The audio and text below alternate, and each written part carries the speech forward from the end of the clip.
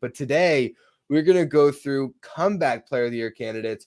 We had a great article about Chris Sale and how he is putting it all together again in Atlanta. And so that was sort of the genesis of this. But really, it was all right. Now let's look around the league. How many guys are having comeback seasons that are worth noting, and who are the early favorites? So we're going to start in the National League. Chris Sale, let's open up the discussion there. What have we seen from him so far that makes us believe that he's going to be a guy that could win that award? Because we're also kind of getting into the narrative, right? Because if a guy has to be able to tell a story to win a lot of awards, but particularly this one, and Sale changing teams, the type of notoriety he's always had, he's got a pretty good story to tell. He does, and I think recently he spoke on the fact that he wasn't very good in Boston, was great for a short period, and then really provided nothing, and almost apologized to Red Sox fans because of a lot of those struggles, a lot of injuries as well.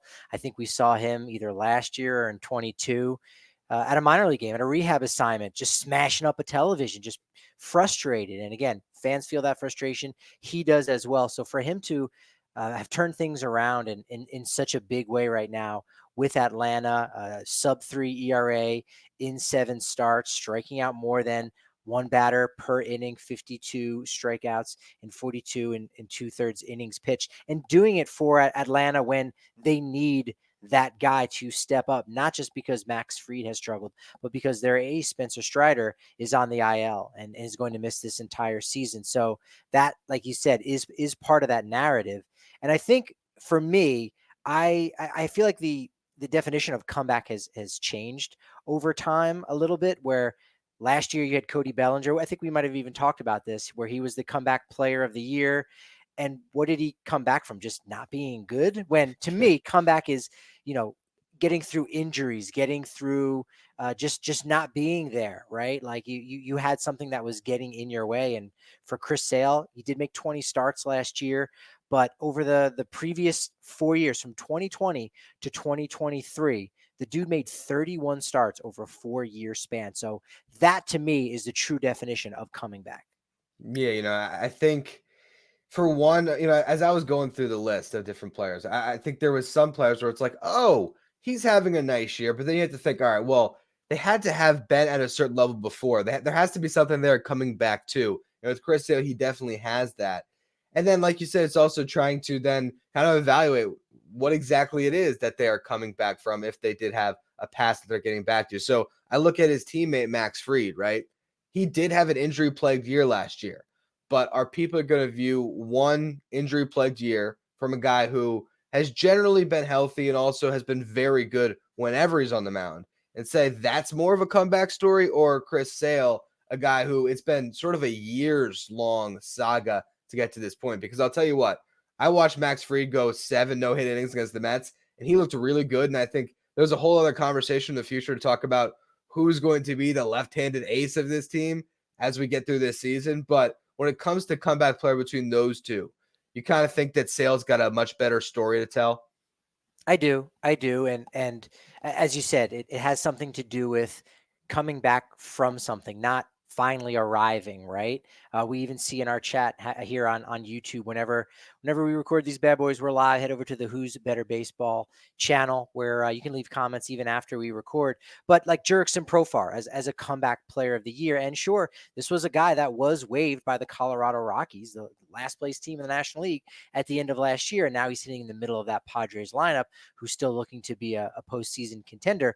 But was he ever a true star? And was he just not good? And so I think Chris Sale just checks off all of those boxes in regards to that comeback player of the year. And I think we've seen it in the past with more higher prestige awards like MVP, where if you grab hold of an award early on, that's going to have some more value than later on in the years. Maybe not MVP, but I've seen it with Rookie of the Year last year and Corbin Carroll, who wasn't really as great the second half of the season. So it'll be interesting to see what happens over the next months. But right now, I mean, Sale probably has to be the easiest of the comeback player of the awards between the AL and the NL.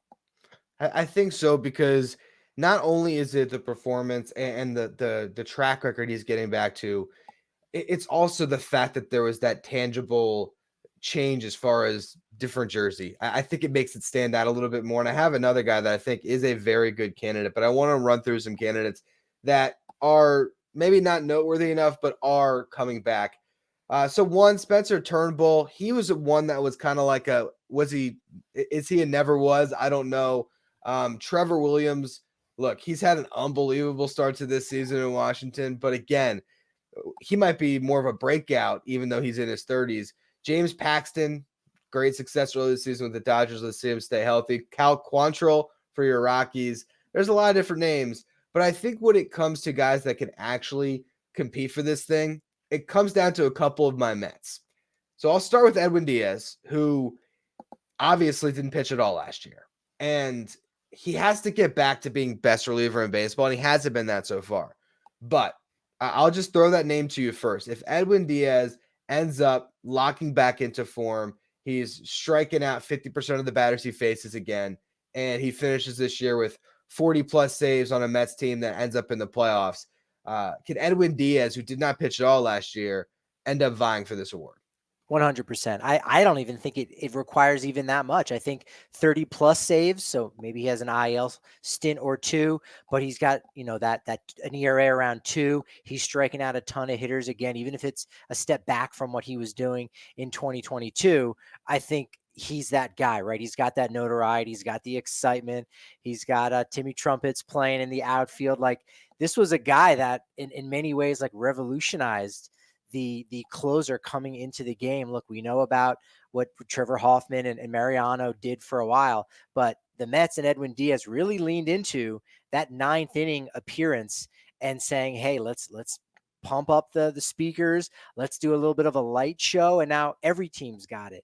I mean, a lot of people were commenting this weekend that Jalen Beeks of the Rockies is getting a light show. Every team gets a light show in the 9th inning now, but a lot of that has to do with Edwin Diaz. And so again, 30 saves, mid or even high 2 ERA, striking out a batter per inning.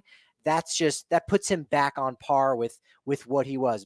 Not the same par, but like, okay, 2025, we're going to see him be elite again. But to have him come back from an injury that everybody saw, everyone thought was just awful in the WBC, barely even celebrating, that's tragic for a Mets team last year that was supposed to be a contender. So even if they don't make the postseason this year for the Mets, I think Edwin Diaz might end up being the front runner. Right now it's Chris Sale, but Edwin Diaz, I would really like odds on him to go and finish the season as number 1. I think he's kind of a safer pick than Sale in the sense that you're not as worried about the injury, right? And I also think in some ways that's one of the things that I don't know if it hurts him in this, but it's kind of I didn't have any doubt that Edwin Diaz was going to come back. Let's put it that way. And I don't know how much that plays into voters' minds, but I kind of felt like, all right, it was a knee injury. His arm was fine. This is not coming off of anything that impacted his shoulder or his elbow. He'll be okay. But like you said, he does have the notoriety. He's got that name recognition. He's got that star power, and we don't know if Chris Sale is going to be able to actually hold on to this all year long. It could just be an early season thing, which leads me to the last guy I wanted to talk about, which is one that I think has a really good case both on performance and health, and that's Luis Severino. He has looked amazing so far this season, and everyone, when the Mets signed him, everyone's like, why are they giving Severino $14 million? Isn't he cooked? He had a 6.65 ERA last year, was brutal, hasn't looked the same since Tommy John surgery, hasn't been that guy that he was in 2018, 2019. But I'll tell you what, so far this year, he has been the Mets ace. He's thrown the ball really well. I think if either him or Chris Sale can get to 30 starts and 160 plus innings, which is saying a lot for those two in particular, I think they might just have the more deserving case than Edwin Diaz, who might only throw 65 innings this year. And for anyone that would say, well, Frankie Montas doesn't have the same, Luis Severino doesn't have like the same star power as a Chris Sale. Dude was a 2-time All-Star at age 23 and age 24 with the Yankees. So that's there. We just haven't seen that in so long, right? Since 2019, quick math, he's made 48 starts over 6 seasons, right? And 8 of them coming this year. So him being a major factor for the Mets, that's really huge. This is a fun conversation. I think that doesn't, really get enough like national attention. I don't even know how the Comeback Player of the Year award is even selected. I'd love to see votes. I'd love, on one hand, while I would love there to be certain parameters, it is fun to have the debate and say, hey, this guy qualifies versus, another guy. And Severino did make, 19 appearances last year, 18 starts. But still, that is a shortened season. And considering that track record, that is a comeback. And becoming an all-star this year, I think would help kind of push that narrative forward. Former teammate Frankie Montas, I think, is in that conversation. And all the guys that you mentioned too, that are those middle tier guys that people don't talk a ton about, like a Trevor Williams, a Spencer Turnbull, James Paxton of the Dodgers, Cal Quantrill. Like, when are you going to bring those guys up and say, hey, these players have overcome something? And so the Comeback Player of the Year, where I think fits a really big void of, players that don't get enough attention and have overcome things and have been successful, maybe not MVP or Cy Young Award successful, but still really quality. For sure. And I think it's when you talk about how they come up with these words. I think that's one thing that Major League Baseball is improving on. Like I like that they're starting to add like the first team stuff, second team, all that type of stuff the NBA does. But adding a most improved, I think, would be so cool. That's something they should consider.